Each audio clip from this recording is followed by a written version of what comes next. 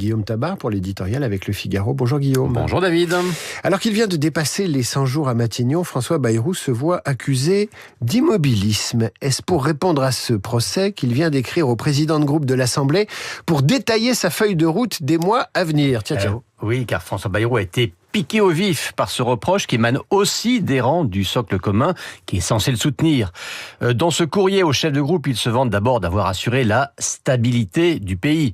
Et c'est vrai qu'après le fiasco de la dissolution et la censure de Michel Barnier, il y avait une certaine aspiration à la stabilité, même si on voit bien qu'elle n'a rien acquis et que l'épée de Damoclès d'une censure continue de peser sur lui. Ensuite, il a voulu tordre le cou à l'idée qu'il n'aurait rien fait du tout. Alors il rappelle la loi agricole qui a fini par être votée, le droit du sol à Mayotte, le narcotrafic dont la discussion s'achève à l'Assemblée. Mais c'est surtout sur l'avenir que le Premier ministre se doit de rassurer les siens.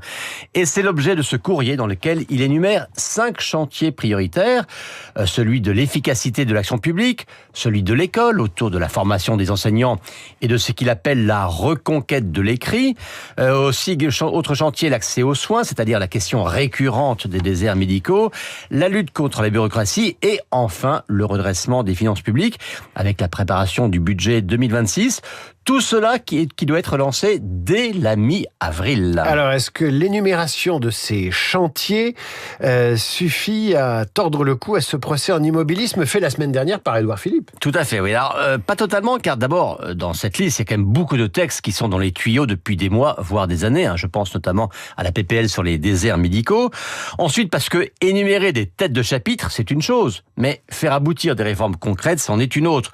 Prenons l'école et la santé.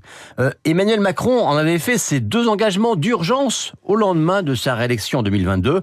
Depuis, rien n'a été fait. Ce qui n'incite pas à croire sur parole François Bayrou quand il promet de faire, sans majorité, ce que Macron n'a pas fait avec une majorité, même si elle était relative. Enfin, combien de fois un exécutif a juré de remettre à plat toute l'action publique?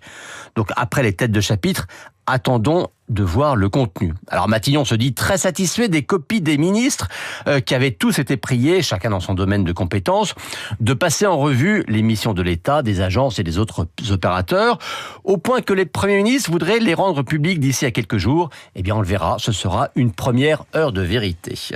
S'il passe aux actes, François Bayrou aura-t-il vraiment les moyens de mettre en œuvre tous ces projets? C'est évidemment là que le bas blesse, car à supposer effectivement que Bayrou soit saisi de frénésie et d'audace réformatrice, il n'aurait toujours pas de majorité à l'Assemblée. Et il est là son problème. Car soit des réformes courageuses seront bloquées, soit il devra faire des compromis non satisfaisants et coûteux, comme on l'avait vu sur le budget. Puis on le disait, il a en permanence cette épée de Damoclès de la censure. Alors ça peut arriver dès avant l'été, si le Parlement est saisi d'un texte sur les retraites. Ça peut arriver sur la tarification de l'électricité, qui est un cheval de bataille du RN. Ça peut arriver ensuite à la rentrée sur le budget. Bon, mais puisque de toute façon François Bayrou doit vivre avec cette hypothèque, il n'a pas d'autre choix que d'avancer comme si elle n'existait pas. En clair, il vaut mieux pour lui que l'attention se porte sur son action plutôt qu'elle reste rivée sur la possibilité d'une sanction. L'éditorial de Guillaume Tabar que vous retrouvez sur lefigaro.fr en vidéo et sur la chaîne YouTube de Radio Classique, notamment évidemment notre application. Et maintenant,